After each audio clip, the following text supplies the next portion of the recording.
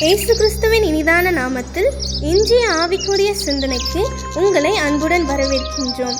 இப்போதும் ஒரு பாடலுக்கு பின்பு உங்கள் சிந்தையை தெளிவிக்கும் ஆவிக்குரிய செய்தியை கேட்கலாம்.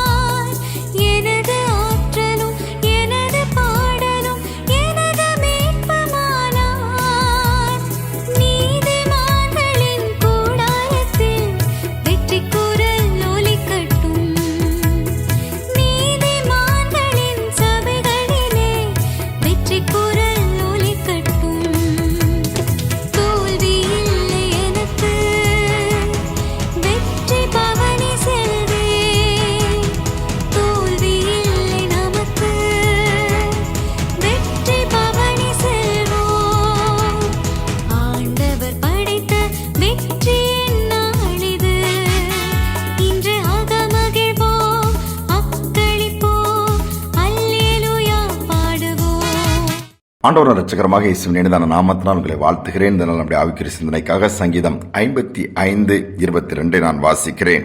கர்த்தர் மேல் உன் பாரத்தை வைத்துவிடு, அவர் உன்னை ஆதரிப்பார், நீதிமானை ஒருபோதும் தள்ளாட விட மாட்டார். தாவீது தன்னுடைய அனுபவங்கள், பாடுகள், நெருக்கங்களை இந்த சங்கீதத்தில் அப்படியே விவரிக்கிறார்.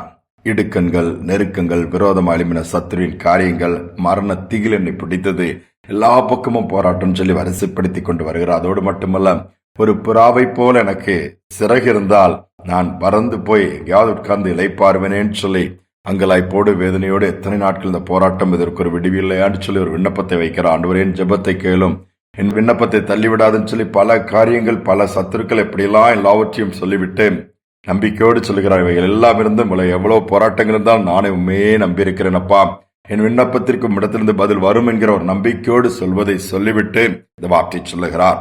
கர்த்தர் மேல் பாரத்தை வைத்துவிடு, அவர் உன்னை ஆதரிப்பார் என்று சொல்லுகிறார். பாரத்தை ஆண்டவர் மேல் வைக்க கற்றுக்கொள்ள வேண்டும்.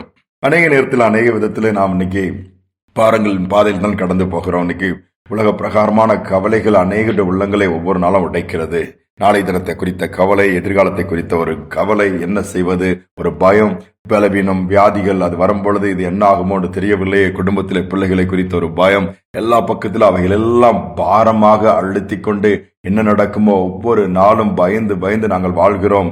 பாரத்தை சுமக்க எங்களால் முடியல, ஒரு பிரச்சனை தீர்ந்துருச்சுட்டு கொஞ்சம் ஃப்ரீ ஆயிட்டோன்னு சொன்னா இன்னொரு பிரச்சனை பெரிதாக வந்து மேலே உட்கார்ந்து விடுகிறது, அழுத்துகிறது என்று சொல்லி இன்னைக்கு அங்கலாய்க்கிற கூட்டம் தான் அதிகம். ஆண்டுடைய பிள்ளைகள் ஆண்டுடைய சமூகத்துல போய் கர்த்தர் மேல் பாரத்தை வைத்து அதிலிருந்து விடுதலை ஆகி ஆண்டவர் பார்த்துக் கொள்வார் என்கிற நம்பிக்கைக்குள்ள வர வேண்டும் என்று ஆண்டவர் விரும்புகிறார். அதனால என்ன பண்ணுகிறோம், ஆலயத்திற்கு போகிறோம், ஆராதனைக்கு போகிறோம், அப்ப நன்றாக இருக்கிறது. பின்பு நாம் என்ன பண்ணுகிறோம், பாரத்தோடு தான் வீட்டிற்கு வருகிறோம். அது வீட்டிற்கு வந்தவர் அந்த பாரத்தை சுமக்க ஆரம்பித்து விடுகிறோம். ஒரு வேடிக்கையான அது கதையோ சம்பவமோ, இந்த கதை தெரியாதவர்கள் யாரும் இருந்திருக்க மாட்டார்கள். ஒரு மனிதன் தன்னுடைய மாட்டு வண்டியில போய்கொண்டே இருக்கிறார். காட்டு வழியான ஊருக்கு புறம்பான ஒரு பாதை போயிட்டு இருக்கும் பொழுது ஒரு வயதான ஒரு அம்மா தலையில ஒரு புல்கட்டோட பாரத்தோட அந்த பாரத்தை சுமந்துட்டு அப்படியே நடந்து வரும்போது இவருக்கு கொஞ்சம் இறக்க குணம் வந்தது. அந்த மாட்டு வண்டியை நிப்பாட்டி, அம்மா நீ வண்டி மேல இறக்குமா, உன்னுடைய புல்கட்டை அதுல வையன்னு சொல்லிட்டு அவர் இறங்கி ஹெல்ப் பண்ற அந்த புல்கட்டை வண்டி மேல தூக்கி வச்சுட்டு இந்த அம்மாவை ஏறி இது பண்ணோடனே மாட்டு வண்டியை திருப்பி ஓட்டுகிறார். வண்டி போய்கொண்டே இருக்கிறது. அவர் அந்த கிராமத்தை தாண்டி போதில் அங்கு நான் உன்னை இறக்கி விட்டுகிறேன்னு சொல்லி போகும்போது கொஞ்சம் தூரம் போன உடனே இந்த மாட்டு வண்டி ஓட்டுகிறவர் திரும்பி பார்க்கிறார். அந்த அம்மா மாட்டு வண்டி மேல உட்கார்ந்து இருக்கிறாரு. அதோடு மட்டுமல்ல, அந்த வண்டியில் வைக்கப்பட்ட அந்த புல்கட்டை தூக்கி தலைமையில திருப்பி தூக்கி வச்சுட்டு இருக்கிறாங்க. தலைமையில தூக்கி திருப்பி சுமந்து கொண்டு இருக்கிறாங்க. அந்த மாட்டு வண்டிக்காரர் கேட்டாராமா, அந்த புல்கட்டை அந்த வண்டி மேல வைமா, அதை திருப்பி நீ சுமந்து கஷ்டப்படுகிறா என்று தானே நான் உன்னை வண்டியில ஏத்திட்டு அந்த புல்கட்டை ஏத்திட்டு உன்னை கொண்டு இறக்கி விடலான்னு போனா திரும்ப நீ உன் மேல வைத்திருக்கிறேன் போது என்னத்தானே அந்த வண்டி சுமக்கணும், அந்த புல்கட்டை எப்படியா சுமக்கிறதுன்னு சொல்லி கேட்டாங்களாம். அந்த மாதிரி தான் வேடிக்கையாக ஒருவேளை இருந்தாலும் நம்முடைய வாழ்க்கையின் அனுபவங்களும் இப்படிதான் இருக்கிறது.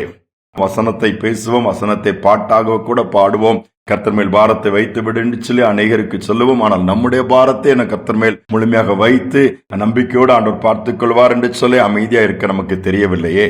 இதனால் அதை கற்றுக் கொடுக்க முடியும். ஆண்டவர்கிட்ட கேட்போம்.